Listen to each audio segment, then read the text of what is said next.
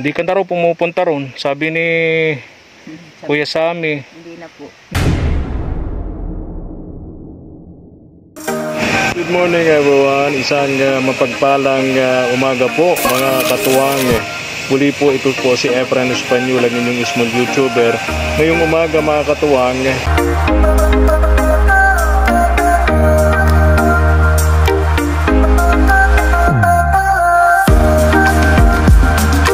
Kami ngayon mga katuwang dito kina Ate Jenaline and Albert. Kumustahin po natin sila matapos yung bagyo. Yung isang bagyo, si Leon, natakot lang yung mga mamamayan ng Camarines Norte kasi sabi malamang maging super typhoon. Number 1 kami that time. Kadadaan pa lang halos nung bagyong Christine na nag-iwan ng sobra-sobrang pinsala sa Bicol, especially po sa Camarines Sur and Albay. Sa Camarines Norte marami rin pong biktima ng baha, nalunod talaga yung kanilang mga ari-arian, bahay nila at iba pang naipundar, pero hindi masyadong marami tulad sa Camarines Sur, sa Naga City, sa Albay, sa Legazpi City, no? Kaya salamat tayo, hindi naman ganun kagrabe yung pinsala na tinamo ng mga taga Camarines Norte mula sa bagyong si Christine at yung bagyong si Leon. Hindi na po tumama sa amin dito. Umiwas mga katuwang. Sana hindi na sumakit itong paa natin. Tuloy-tuloy na po tayong pag-vlog araw-araw. Bali 3 days din po tayong nahinto dahil po dito sa sobrang sakit ng binti natin, ng talampakan. Halos hindi ho natin maihakbang mula sa kwarto mga katuwang. Inaalalayan po ako, akay ako ni Mama El hanggang CR para lang po makapunta ng comfort room dahil po sa sobrang sakit.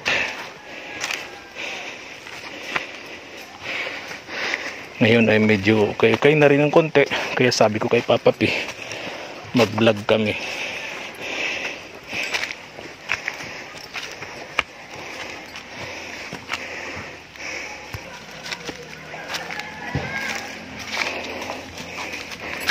Ito palang ganitong sakit, plantar fasciitis, nakukuha daw po ito sa sobrang paglalakad. Kaya yung sakit nagmumula po sa talampakan. Sobrang sakit, sobrang kirot.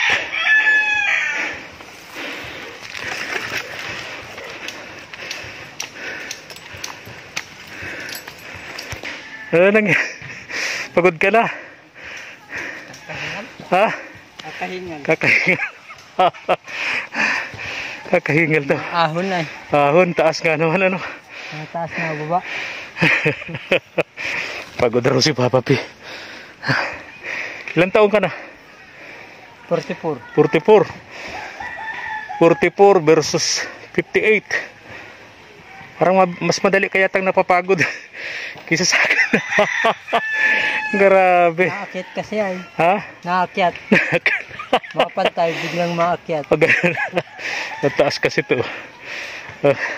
Kaya na? Tayo na? Kaya na. Kaya na. Pahinga ka na? Oo. Kapahinga na.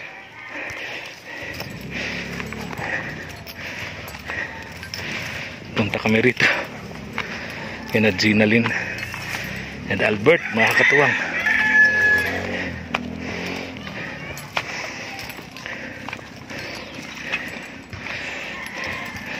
Dito kina Jenaline and Albert,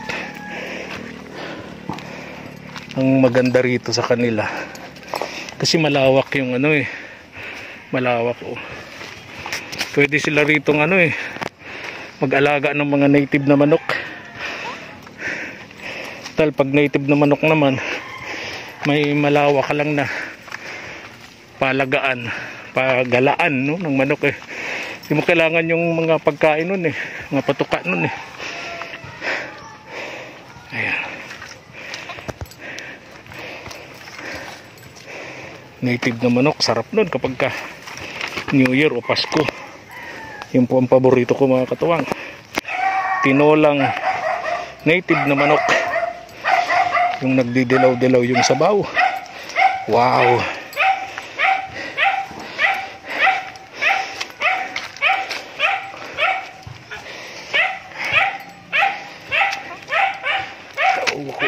Sakit. Tahimik yung bahay nila Parang walang tao. Tao po. Tao po. Tao po. Tao po. Ate Jenalyn. Kuya Albert. Ay, Ate Jenalyn, diyan ka pala.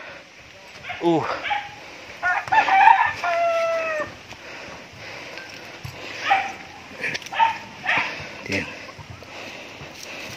Parang tahimik kayo dyan, Ate Jenalyn.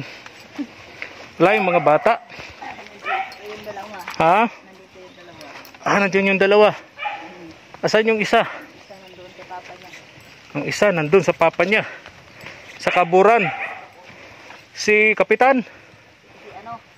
Si Tisoy.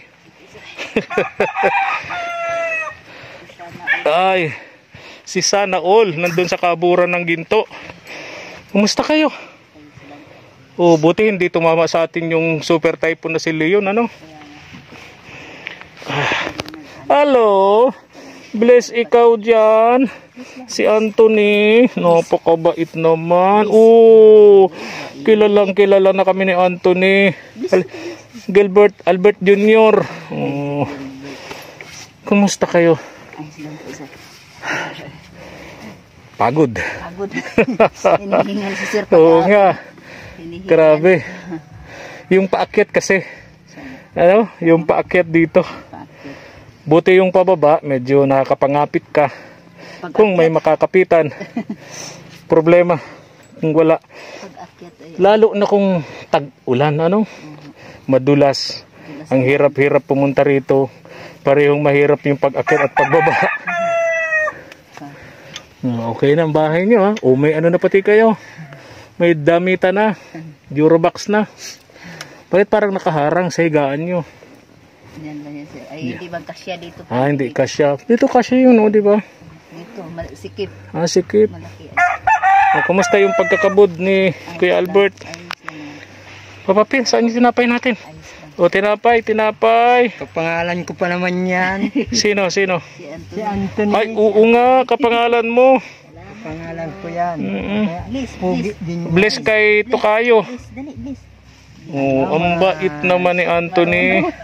Tawanin pati itong batang ito, Si Kapitan. Si Kapitan, tawanin. Si Kapitan yan. Kumusta naman ang hanap buhay, Kuya Albert? Ayos lang naman siya. Okay naman. At least nakaka-sustainer ba, sa inyong pang-araw-araw na pangangailangan, Sabihin mo sa kanya, doble kayod. Kasi buntis ka. Kailangan mo mga vitamins, Kailangan mo ang mga tawag dyan, dagdag na masusustansyang pagkain. Kasi pag ang nanay hindi masustansyang kinakain, yung bata paglabas niyan malnourished.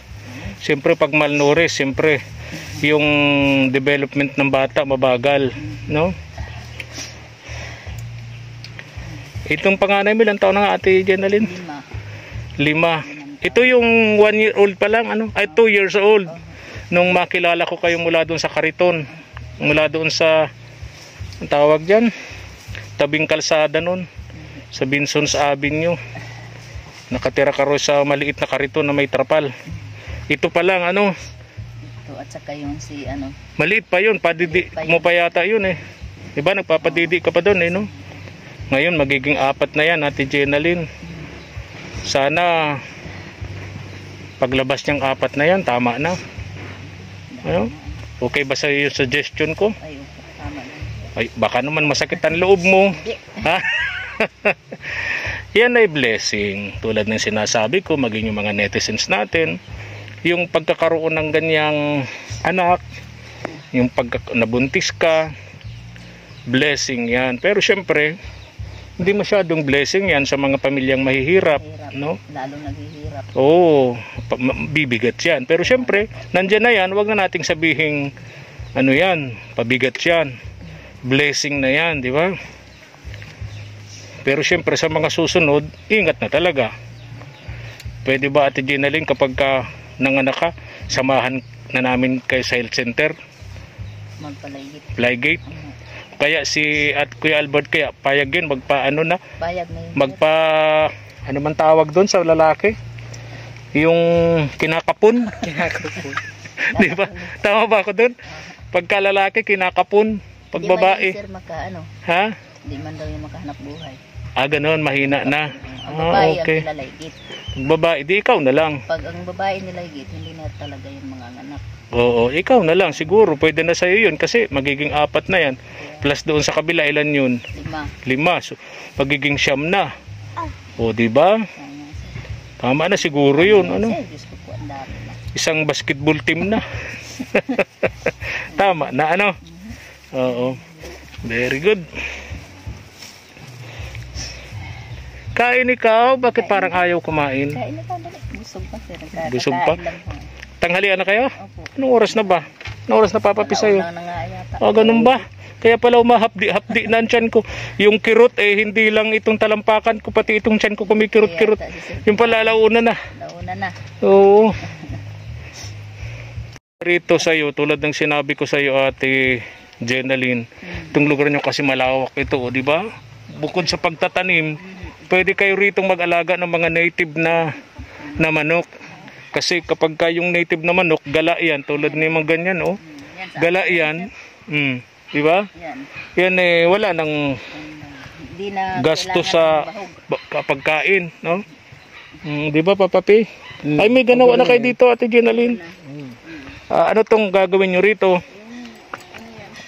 Kulungan yan ng mga ilahin. Kulungan ng mga inahin yung nangingitlog na. Okay. Very good. So yun talaga ang ano nyo na, plano nyo na. Bukod sa gagawin ni Kuya Albert, nagkakabud, nagtatanim, nag-aalaga ng mga native na manok. Ano? Ito sa kanya na yun sir. Ilan ang manok nyo rito? 3 inahin na yan. 3 inahin. 2 tandang. 2 tandang. Diyan na yun magsisimula. Pag mangitlog yan sir, dami na yan. Sabi ko pa naman makapagdala ako dito ng 2 inahin, 1 tandang, yung pala meron na. Okay. 2 tandang at saka 3 inahin yan. 2 tandang, 1 inahin? 3. 3. Ay okay na yun. Pag sisimula na dyan mangitlog, pag nangitlog na yan, dadami ng sisiw. Kaya meron na kami Doon naman kay Jeremy, broiler. ang plano ko doon, yung broiler, yung 45 days. Para malibang siya. And at the same time, may pagkakapirahan siya. May hanap buhay yung bata, no? Para tuluyan na siyang gumaling kasi may offer doon eh. Yung isang katuwang namin abroad, kagapay abroad, gumaling lang siya. Yung pangarap niya mag-aral sa college, sasagutin na niya. Gusto talaga yan sir mag-aral. Kaya nga. Nagpunta yun nung nakaraan sa akin siguro niya. Dito? Ano sabi? Sabi niya, gusto ko talaga makapagtapos ng college daw. Oo. Sabi niya, sana daw totoo yun sinabi niya. Ay, totoo yun. Sabi ko, totoo yun. Hindi nagbibiro yung Ayusin mo lang yung sarili mo. sponsor, si Ma'am Nancy. Tulungan mo yung sarili mo na okay na talaga siya sir. Mm-mm. Wala na siyang iniinom na gamot. Hindi na siya Hindi na sinusumpong. Wala na. Pero sabi ni Gisa May, galing ako ngayon doon, wala si Jeremy, nakikipag-birthdayhan sa pinsan yata sa Paracali. Hindi ko nga alam na nag-alis. Nandun. Yan daw ang kuya niya ngayon kapag sinusumpong, gusto maglalayas, na hindi naman daw dati ginagawa. Kaya nga. Pero okay na yun, kaysa yung nagwawala siya. Kasi yung nai-stress siya. Nagwawala, di ba? Nananakit, di ba? Ngayon, ganun na lang. Okay naman na siya. At least nalilibang siya doon sa pagpunta-punta niya sa mga kamag-anak, di ba? So naikwento pala niya sa iyo na may nag-offer sa kanya na papag-aralin siya sa college once na siya magaling na gusto niya makapag-aral para daw matulungan kayo, tulungan yung mga kapatid niya.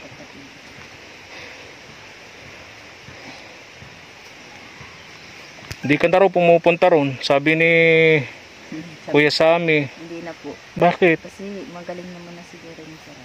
Okay. Sila na lang ang napunta dito sa akin, yung mga bata. Hindi na ako napunta. Dati madalas ka dun. Nung may sakit si Jeremy. Ngayon di na. Kasi inaasikaso ko talaga yung painom ko ng gamot, pinapainom ko ng gatas.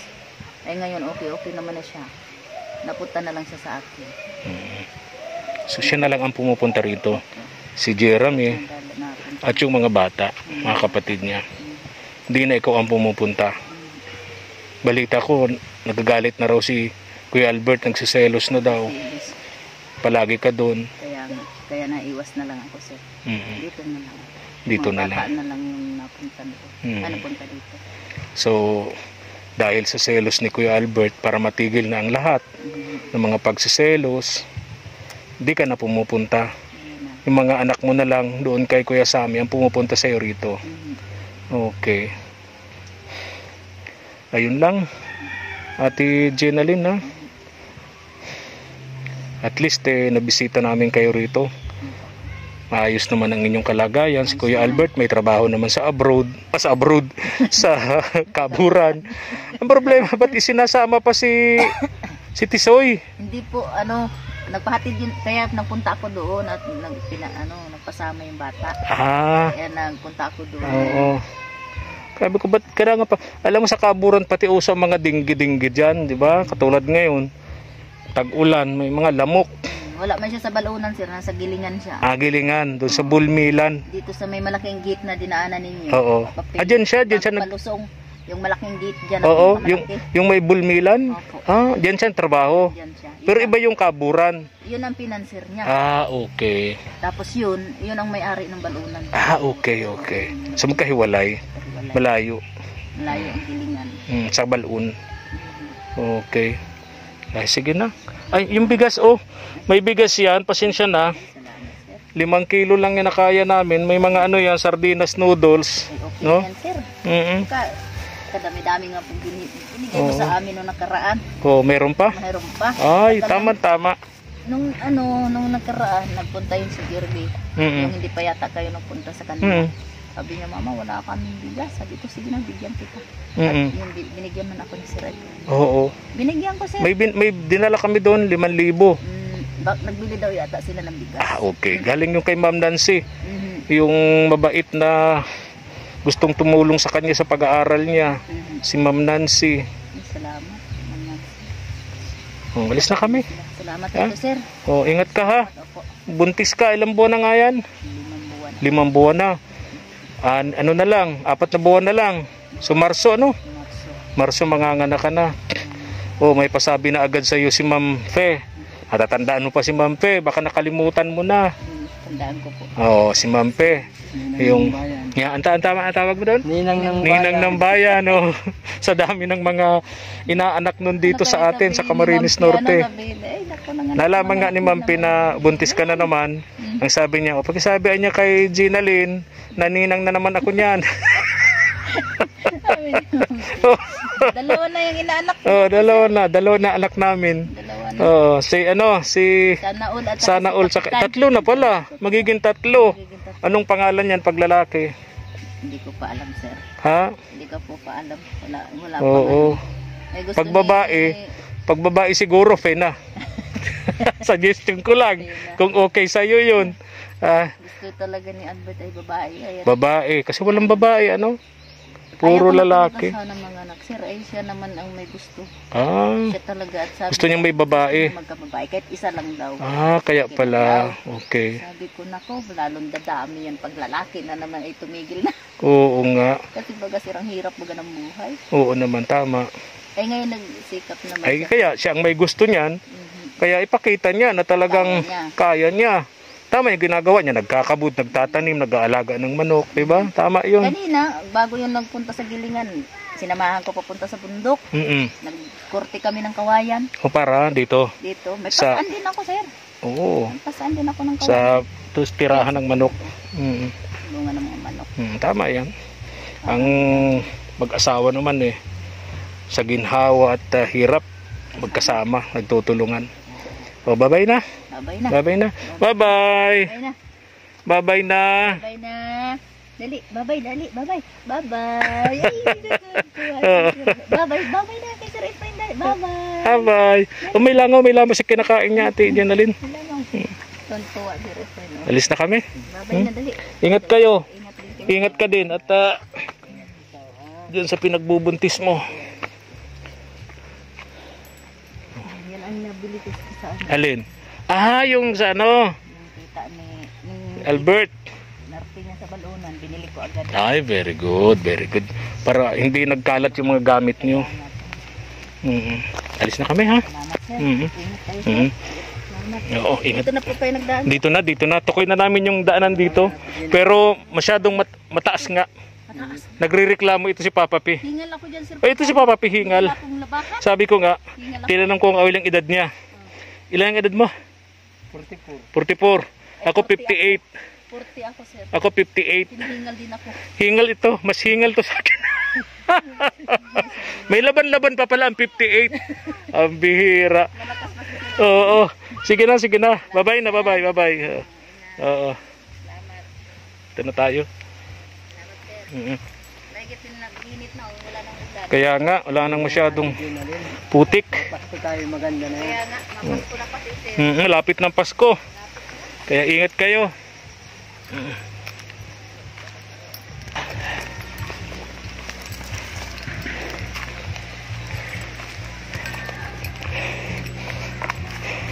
Buti hindi walang ulan.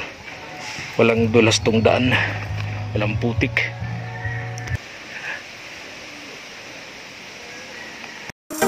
Good morning everyone. Isang mapagpalang umaga po mga katuwang. Muli po ito po si Efrain Espanyol, ang inyong small YouTuber. Ngayong umaga